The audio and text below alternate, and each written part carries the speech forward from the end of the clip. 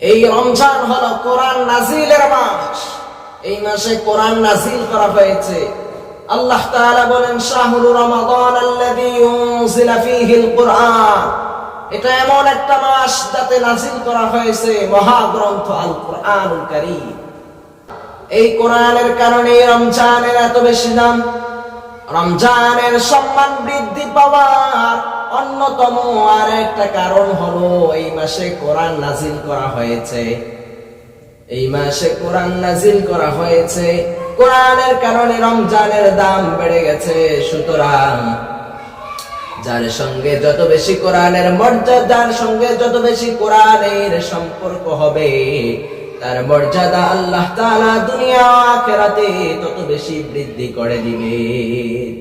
কোরআনের সঙ্গে যার যত বেশি সম্পর্ক মজবুত হবে, যার যত বেশি সম্পর্ক দৃঢ় হবে, আল্লাহ তাআলা তার মর্যাদা তত বেশি বৃদ্ধি করে দিবেন। চাই সে নবী হোক, ওলি হোক, কোন স্থান হোক বা কাল হোক বা ফেরেশতা হোক, তিনি সম্মানিত হয়ে যাবে কোরআনের সঙ্গে সম্পর্ক করার কারণে। ফেরেশতাদের মধ্যে কোরআনের সাথে সম্পর্ক ছিল হযরত জিবরাইল আলাইহিস সালাতু আসসালাম। হযরত জিবরাইল আলাইহিস সালাতু আসসালাম কোরআনের সঙ্গে সম্পর্ক হওয়ার কারণে যত ফেরেশতা আছে সমস্ত ফেরেশতার থেকে হযরত জিবরাইল আলাইহিস সালাতু আসসালাম হলেন শ্রেষ্ঠ ফেরেশতা। কি ফেরেশতা? শ্রেষ্ঠ ফেরেশতা হলেন জিবরাইল আলাইহিস সালাতু আসসালাম।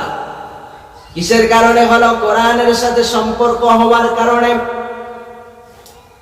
কোরআনের সাথে সম্পর্ক হওয়ার কারণে আমাদের নবী, বিশ্ব নবী, আখিরি জামানার পয়গম্বর মুহাম্মদ সাল্লাল্লাহু আলাইহি ওয়াসাল্লামের মর্যাদা আল্লাহ তাআলা সমস্ত নবীদের উপরে শ্রেষ্ঠত্ব দান করেছেন। কোরআনের সাথে সম্পর্ক হওয়ার কারণে মক্কাতুল মুকাররমা ও মদিনাতুল মুনাওয়ারা, পৃথিবীর যত শহর আছে সমস্ত শহর থেকে এই দুইটা শহর সব থেকে সম্মানী, মক্কাতুল মুকাররমা ও মদিনাতুল মুনাওয়ারা। এই জন্য মানুষ যখন এই শহর দুইটার নাম নেয়, তখন তাদের সামনে, তাদের পিছনে সম্মানী দুইটা নাম ব্যবহার করে। যেমন তারা বলে মক্কাতুল মুকাররমা ও মদিনাতুল মুনাওয়ারা। মক্কাতুল মুকাররমা ও মদিনাতুল মুনাওয়ারা।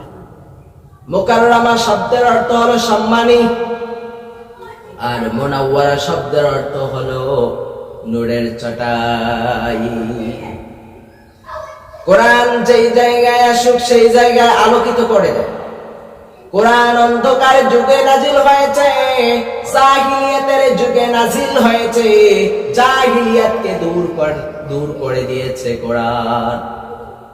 এই জন্য যার যত বেশি কোরআনের সাথে সম্পর্ক হবে, তার মর্যাদা আল্লাহ তাআলা তত বেশি বৃদ্ধি করে দিবেন। সুতরাং এই কোরআনের সাথে সম্পর্ক করার দরকার আছে না নাই? আল্লাহ তাআলা যারা কোরআনের হাফেজ হবে, আল্লাহ তাআলা কিয়ামতের ময়দানে কোরআনের হাফেজদেরকে বলবেন। রাসূল সাল্লাল্লাহু আলাইহি ওয়াসাল্লাম ইরশাদ করেন, ইউকালু লিসাহিবিল কুরআনি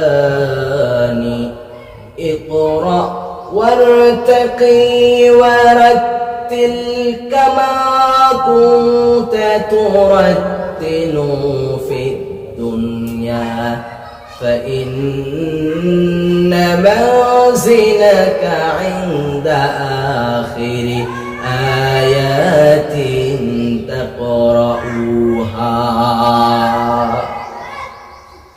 আল্লাহ তাআলা কিয়ামতের ময়দানে কোরআনের হাফেজদেরকে বলবেন, তোমরা পড়তে থাকো আর চড়তে থাকো, তোমরা পড়তে থাকো আর চড়তে থাকো। ইকরা ওয়ারতাকি ওয়ারাত্তিল কামা কুনতা তুরাত্তিলু ফিদ দুনিয়া।